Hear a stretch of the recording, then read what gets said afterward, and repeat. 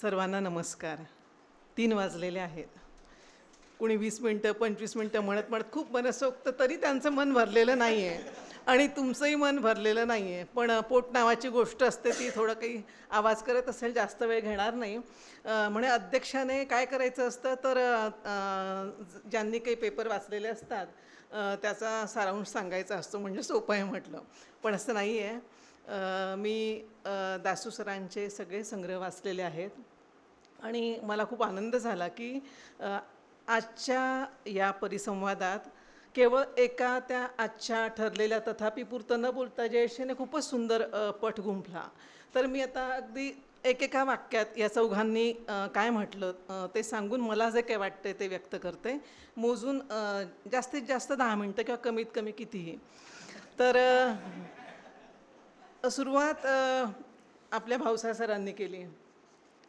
खूप छान त्यांनी एक एक कविता, म्हणजे खरं तर त्यांना त्या कवितेशी त्यांनी संवाद केला, कविता उलगडून दाखवली आपल्याला.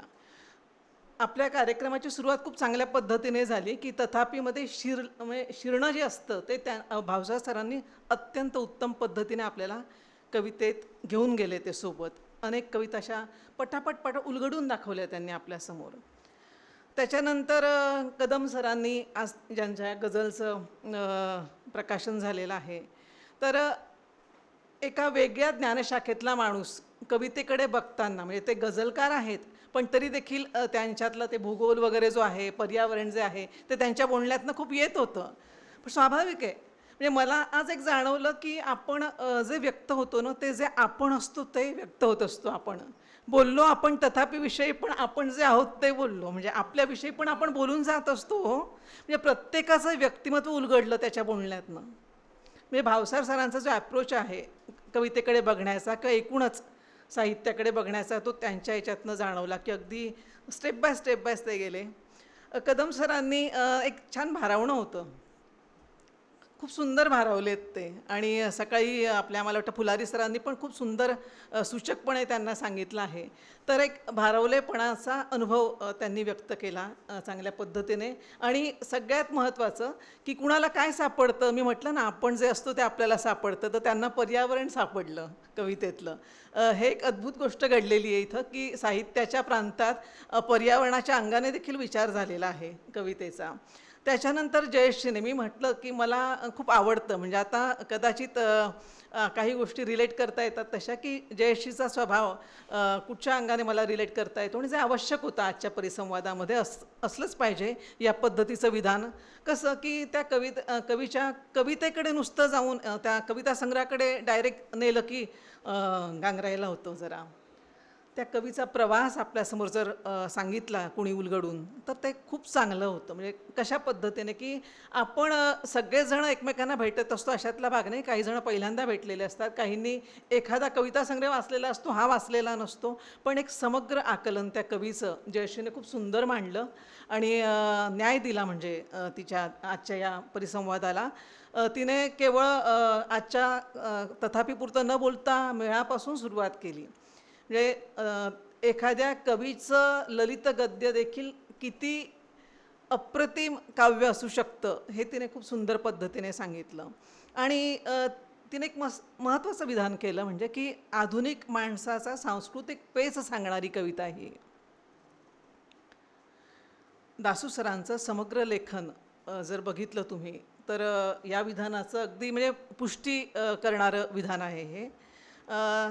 आता जयश्रीनंतर मला वाटतं आपले राजाभाऊ बोलले आणि मी म्हटलं ना आपण जसे असतो तसे आपण व्यक्त होतो. तर त्यांच्यातलं जे सामाजिक भान आहे आणि एकूण समकालाची चिकित्सा करणारं जे व्यक्तिमत्व दिसतं आहे, त्यामुळे ते 2014वर जे अडून बसलेले होते ते, तर छान. म्हणजे एक गंमत वाटते की मी जे पुन्हा पुन्हा म्हणते की आपण व्यक्त जे होतो आपलं व्यक्तिमत्व, तर आपल्या सगळ्यांना जोडणारं काय आहे बरं, म्हणजे तर दासू सर हे काळाकडे एका वेगळ्या पद्धतीने बघतायत.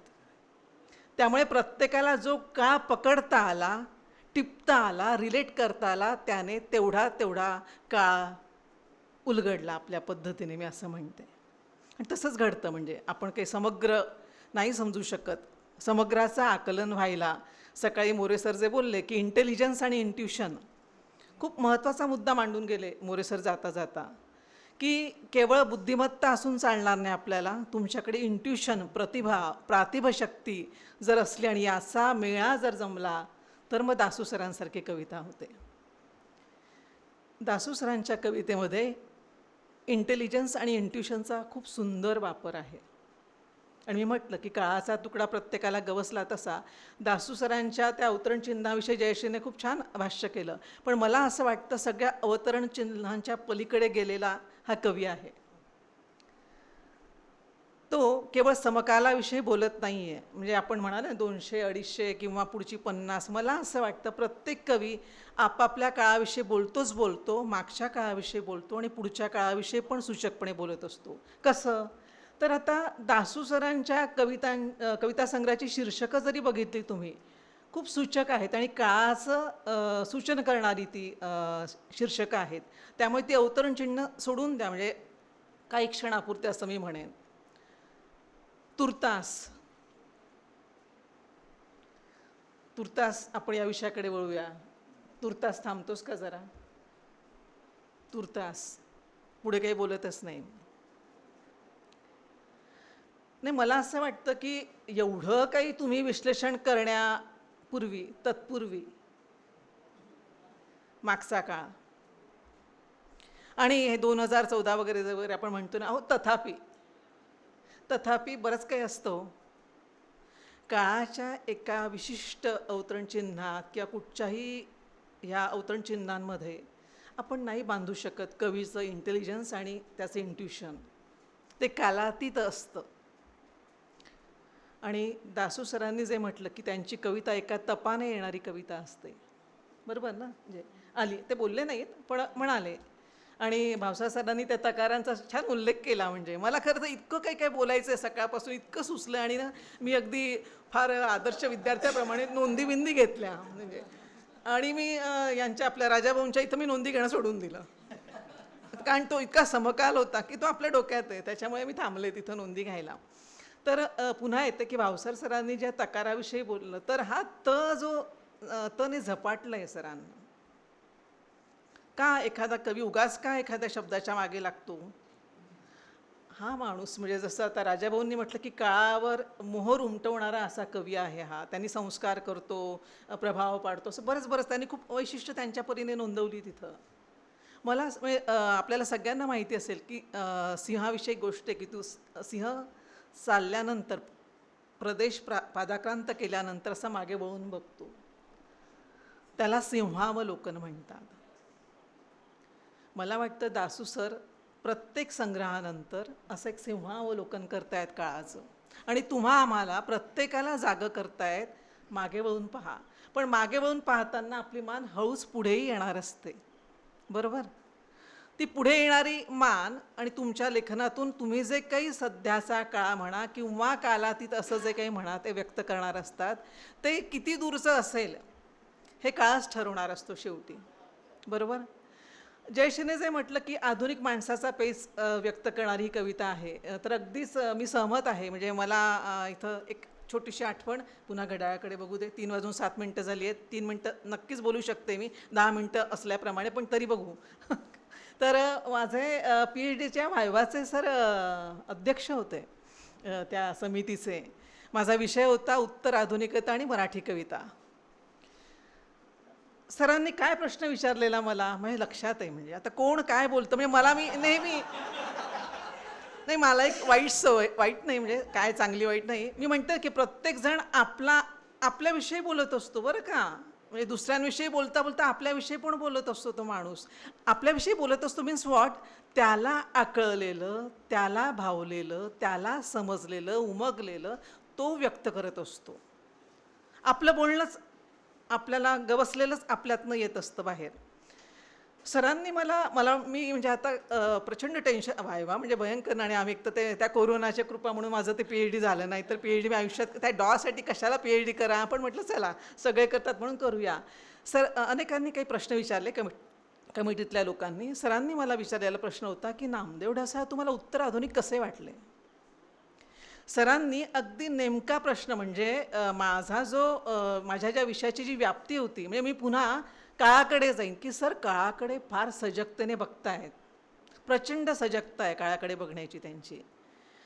त्यांनी बाकीच्या कवींविषयी न विचारता नामदेव ढसाळांविषयी मला विचारलं की तुला उत्तर आधुनिक का वाटले बाई हे.